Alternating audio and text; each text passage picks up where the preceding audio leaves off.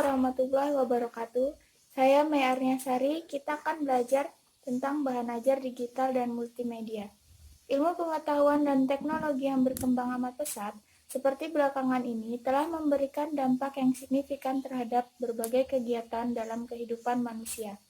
Perkembangan iptek tersebut juga sangat berpengaruh terhadap aktivitas belajar dan pembelajaran. Ragam bahan ajar digital dan potensinya telah memberikan kontribusi dalam meningkatkan efektivitas dan efisien aktivitas belajar dan pembelajaran. Program audio dapat memberikan pengalaman belajar terhadap berbahasa lisan pada pemakaiannya. Program audio dapat digunakan untuk mendramatisasi pesan-pesan lisan atau verbal untuk kegiatan pembelajaran yang bersifat efektif. Berbeda dengan bahan ajar audio, sebagai sarana pembelajaran program video memiliki kemampuan untuk memperlihatkan objek atau peristiwa secara akurat dengan tingkat realisme. Video juga dapat memberikan pengalaman belajar yang kaya bagi pemirsa. Dengan menggunakan program video sebagai sarana pembelajaran, pemirsa dapat mengamati rekaman objek dan peristiwa yang berlangsung secara nyata. Pemanfaatan program multimedia dalam aktivitas pembelajaran memberikan sejumlah kontribusi, yaitu yang pertama, membuat proses belajar lebih baik dalam meningkatkan daya ingat atau retensi. Yang kedua, memfasilitasi proses belajar pengguna program yang memiliki gaya belajar berbeda.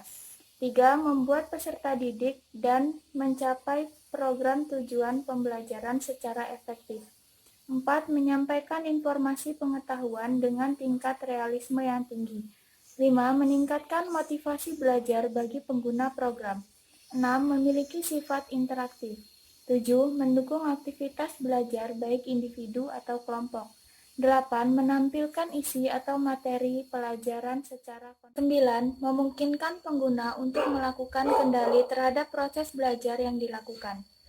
Unsur interaktivitas dalam program multimedia membuat penggunanya dapat memilih dan menentukan ragam informasi dan pengetahuan yang akan dipelajari.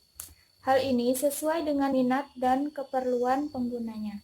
Sebuah program multimedia pada umumnya dilengkapi dengan menu dan navigasi yang membuat pengguna program tersebut dapat berinteraksi dengan informasi dan pengetahuan yang ada di dalamnya.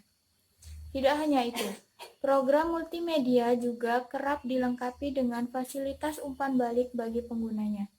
Sebuah program multimedia memiliki unsur tampilan yang mencakup teks, audio, gambar, video, dan animasi. Unsur-unsur tampilan tersebut ditayangkan secara terintegrasi dalam sebuah program multimedia. Setiap unsur program multimedia memiliki peran yang penting dalam menyampaikan informasi dan pengetahuan yang dapat dipelajari oleh pengguna. Ada beberapa metode dan cara yang dapat digunakan untuk menyampaikan isi atau materi dalam program multimedia. Ada sejumlah ragam metode yang digunakan untuk menyampaikan isi informasi dan pengetahuan yang terdapat dalam program multimedia, antara lain 1. Presentasi, 2. Diskusi, 3. Latihan berulang, 4. Simulasi, 5. Tutorial, 6. Pemecahan masalah, 7. Demonstrasi, 8. Permainan. Penggunaan setiap ragam metode memiliki keunikan yang perlu disesuaikan dengan kompetensi yang perlu dimiliki oleh pengguna setelah Permainan ini adalah salah satu contoh permainan yang menggunakan bahan ajar digital dan multimedia.